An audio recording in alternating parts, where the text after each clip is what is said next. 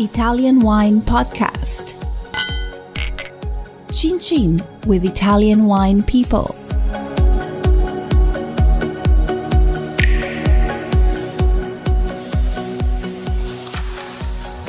Hello, this is the Italian Wine Podcast. My name is Monty Waldin. My guest today is Vitaliano Tirrito of the Bellavista winery, which is synonymous with sparkling wine. And he's export director. Benvenuto, Vitaliano. Grazie Monty. How are you? Oh, good, thank you. I mean, it's I feel a little bit static these days, but it's okay. Your career-wise, you haven't been very static. You work for all the great names in Italy. You work for the Mazzei family at Franciacorta, which is like the birthplace of Chianti Classico. Bertani Domains as export manager. Correct. And now Bellavista. So you just had a bottle of wine in your hand. What have you got? What's inside the bottle? The wine we're showcasing today, it's a Rosé, 2015 Rosé, Bellavista.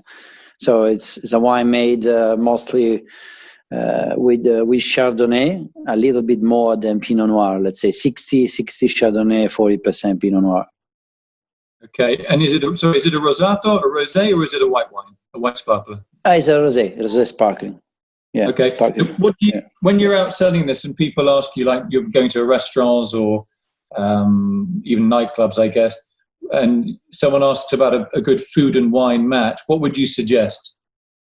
Oh, Rosé is quite a flexible wine, if we have to say. So for sure, the first thing you think about it's fish, different kind of fish, grilled fish, but you can use as well some very good juicy fish.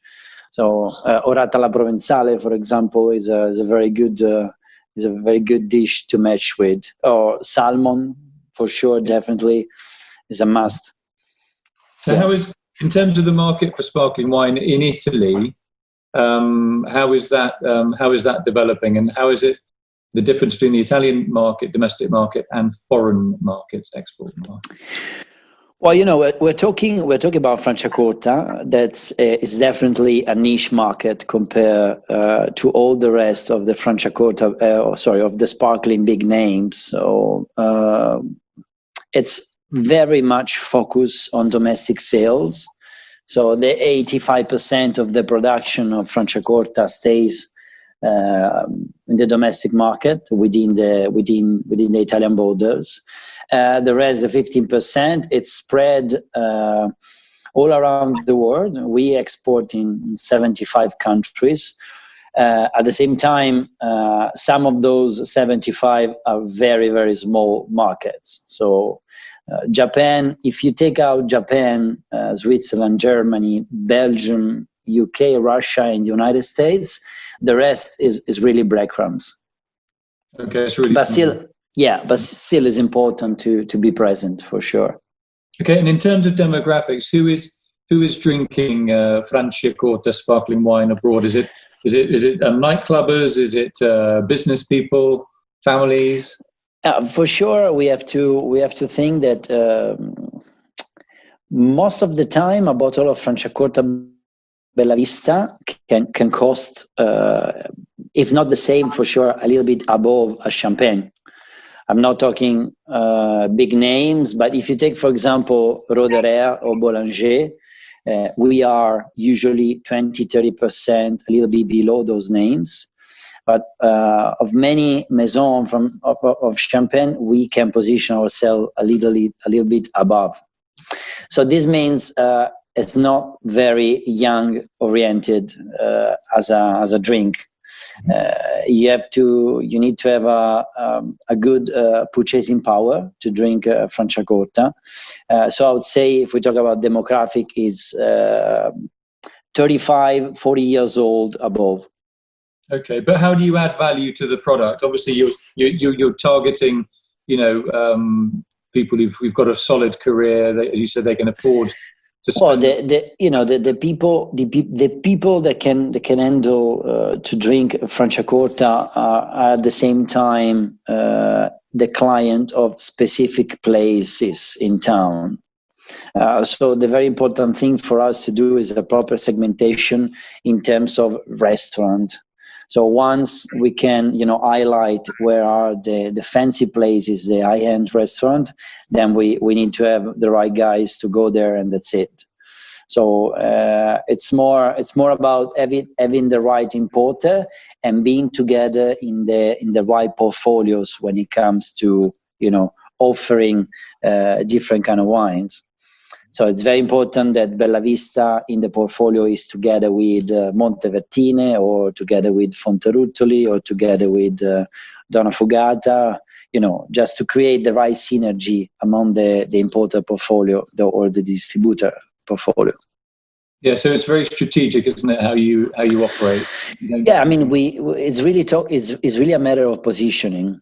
So we don't have a lot of bottles. All the bottles, especially the vintage wine like this Rosé, we work on a location. So each market has got its precise quantity, and that's it for the whole year. I mean, maybe for 2020, we're going to have a little bit more flexibility, but usually we work on a location. So we really need to be sure that every bottle is going to do its homework, at the end of the day.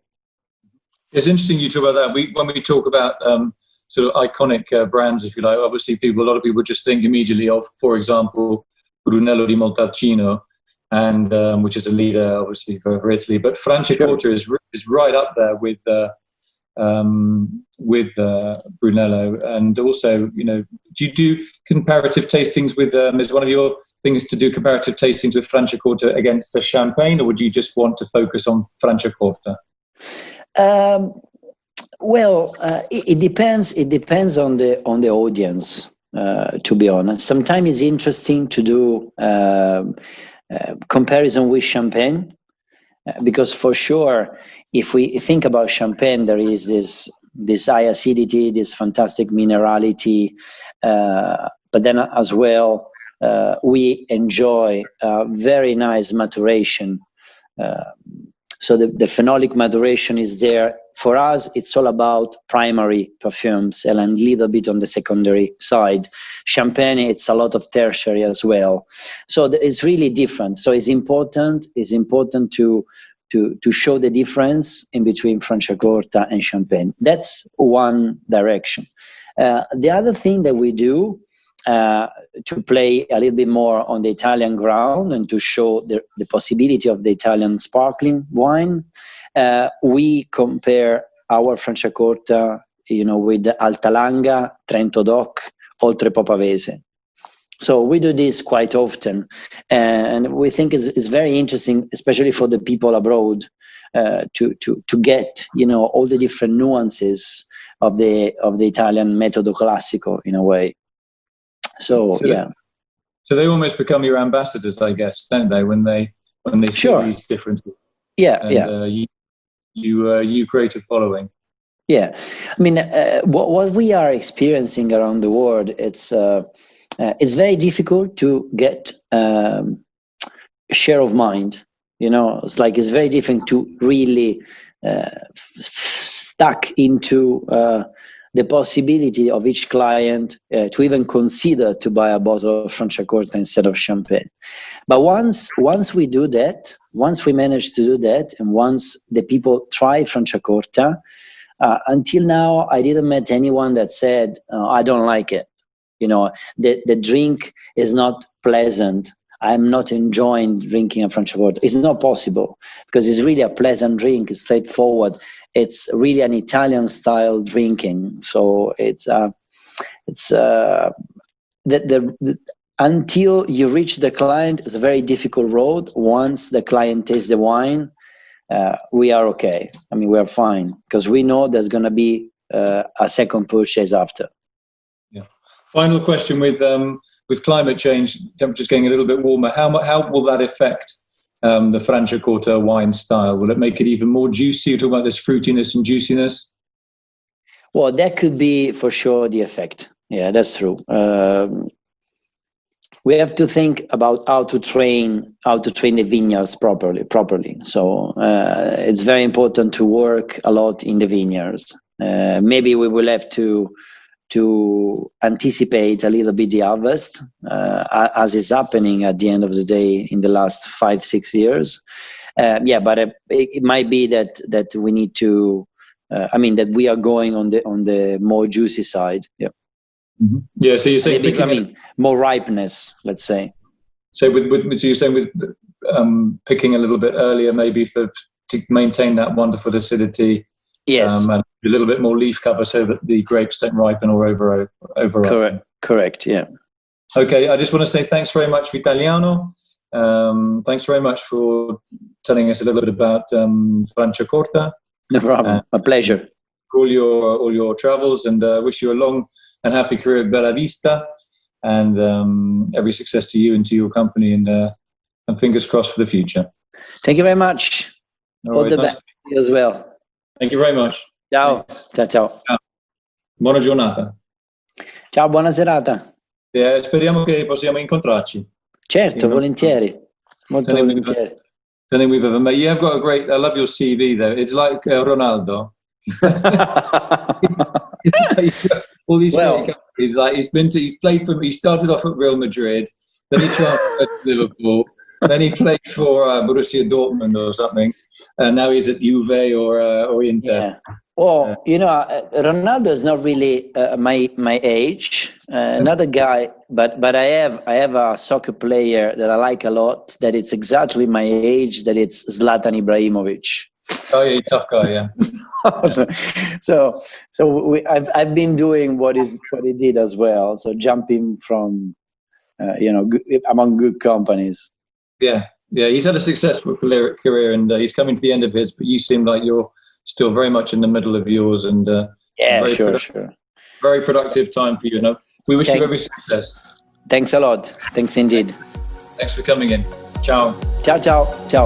Listen to the Italian Wine Podcast wherever you get your podcasts. We're on SoundCloud, Apple Podcasts, Himalaya FM, and more. Don't forget to subscribe and rate the show. If you enjoy listening, please consider donating through ItalianWinePodcast.com. Any amount helps cover equipment, production, and publication costs. Until next time, cin cin.